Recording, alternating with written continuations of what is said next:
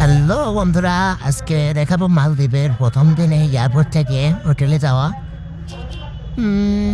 আমাদের ট্যুরের প্যাকেজ থেকে গাড়ি পাঠাই দিছিল ওরা। যাই হোক, আশপাশের পরিবেশটা দেখেন, এতটা সুন্দর মনোমুগ্ধকর পরিবেশ তা আসলে না দেখলে বুঝতাম না। চারিদিকের পরিবেশটা এতটাই সুন্দর যে মানে মনে রাখার মতো। এক কথায় আমাদের সাথে আছে এই যে শেরন ভাই, সাইদুর ভাই, আরিফ ভাই, অপরিচিত মানুষ ট্যুরের উদ্দেশ্যে সব রওনা দিয়ে পরিচিত। সবার মন মানসিকতায় মাশাল্লাহ আলহামদুলিল্লাহ সবাই সবার পাশে ছিলাম। দিনগুলো অনেক মিস করি, ভালো লাগে। ছবিগুলো দেখলে, ভিডিওগুলো দেখলে মনে পড়ে যায় সেই দিনগুলোর কথা। আসলে ট্যুরটা ছিল শর্ট টাইমের, কিন্তু অনেক আনন্দময় মুহূর্ত কাটছিল এই ট্যুরে, যা বলে প্রকাশ করা যাবে না। এখানে দেখেন এত বড় রাস্তা আর এত গাড়ি ঘোড়া, কিন্তু কোনো জ্যাম নেই। এটা সচরাচর এরা অনেক সিগন্যাল ফলো করে, যেন সিগন্যাল ফলো করে গাড়ি চালায়। এখান থেকে অনেক অভিজ্ঞতা অর্জন করে আসছি, যেটা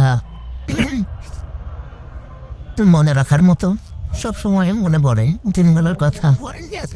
পাশে এয়ারপোর্ট, তো এয়ারপোর্টের থেকে আমরা হোটেলের উদ্দেশ্যে যাচ্ছি। দিনগুলো যাচ্ছি, চারিদিকে সাগর, মাছ দিয়ে রাস্তা, শুধু মনোমুগ্ধকর পরিবেশ যা না দেখলে বোঝা যায় না। এতটা সুন্দর মালদ্বীপ আসলে বুঝতেই পারি নাই। দেখছি কিন্তু নিজের চোখে দেখা আর ফোনে দেখা, মানুষের পোস্ট দেখা এক না। মন মুগ্ধকর পরিবেশ, যেটা অন্যরকম। অনেক অনেক ভিতরে অনেক অনেক অনেক অনেক বেশি আনন্দ হচ্ছিল, যেটা বলে বোঝাতে পারবো না। সাগরের পার, সাইড দিয়ে রাস্তা, এই দেখেন সোলার প্যানেলগুলো। এই দেশের বিদ্যুৎ ব্যবস্থা অনেক সুন্দর, যেটা আমাদের দেশের মতো না। রাস্তাটা এত ক্লিন, এত পরিষ্কার রাস্তা, যেটা দেখেন, দেখতে তো পারছেন, অসাধারণ। দেখতে থাকুন, আমাদের সাথে থাকুন, আর পরবর্তী স্টেপগুলো ফলো করুন। চমৎকার পরিবেশ, চমৎকার ওয়েদার,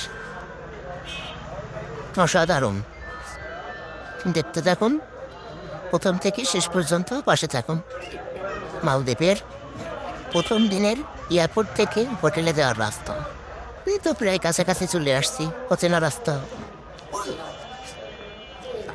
চিনি না, ড্রাইভার যেখানে নিয়ে যায় সেখানে যেতে হবে, কিন্তু মনের মধ্যে একটু ভয় কাজ করে না। অনেক উৎসাহিত ছিলাম, অনেক আশা নিয়ে গেছিলাম। এই তো চলে এসেছি আমাদের হোটেলে। এটা আমাদের হোটেল, তিনতলাতে একটা রুম ছিল, সামনে সাগর। এ দেখেন, ভিউটা দেখেন, অনেক সুন্দর পরিবেশ। এতটা নিরিবিলি সাগর পরে কখনো দেখি নাই। বসার জায়গা আছে, ছোটো ছোটো স্পট আছে, সাগরটা দেখে একবারে মনটা ভরে গেল। আর আশপাশে ঘোরাঘুরি করার পরে অনেক ক্ষুধা লাগছিল, হোটেলে গেলাম।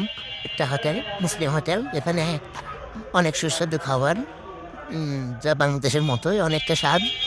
খেয়ে অনেক তৃপ্তি করে খেলাম। রুই মাছ, সাথে ভাজি, সবজি, চাক, অনেক সুন্দর। এরপরে চলে গেলাম সাগরের পরে। সাগরের পরে বিকেলে হাঁটা, যে কতটা শান্তি, কতটা শান্তি আসলে কি বলবো। মাশাল্লাহ, সেই পরিবেশ ছিল, সেই ওয়েদার ছিল। যেমন ওয়েদার তেমন পরিবেশ, অসাধারণ। মনে হচ্ছিল সাগরের এই মাথা থেকে ওই মাথা হেঁটে চলে যায়। আসলে সময় স্বল্পতার কারণে সব কিছুই মেনটেন করে। দেখুন পাখি দুটা কীভাবে উড়ে যাচ্ছে, মানে সবাই উন্মুক্ত। এখানে এখানে কারোর কোনো বাধা নাই।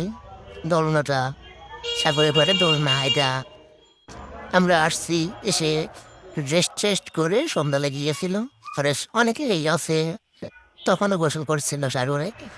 সুইমিং পুল আছে সামনে, পানির কালারটা এত দারুণ কালার যা বলে বোঝাতে পারছি না। যেমন ঢেউ তেমন পরিষ্কার।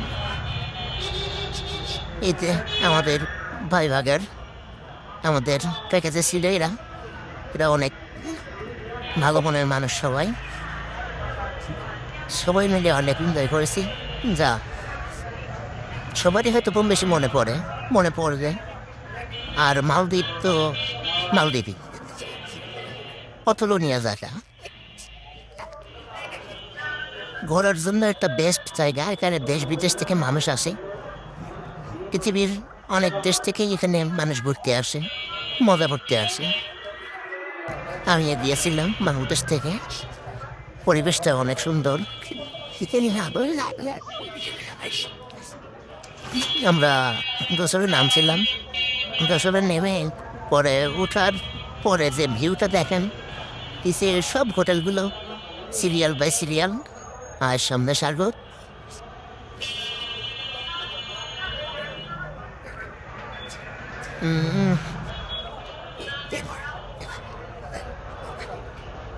বাংলাদেশে এখনো শীত আছে, কিন্তু ওখানে এখন শীত নাই। গোসল করে অনেক মজা পাইছি, অনেকক্ষণ ধরে গোসল করছি, কিন্তু পানিটা এত লবণাক্ত যা মুখে গেলে বোঝা যাচ্ছিল যে আসলে কিছু স্যালাইন জাতীয় কোনো কিছু হবে। রাত হয়ে গেছে, আজকের মতো এখানে শেষ।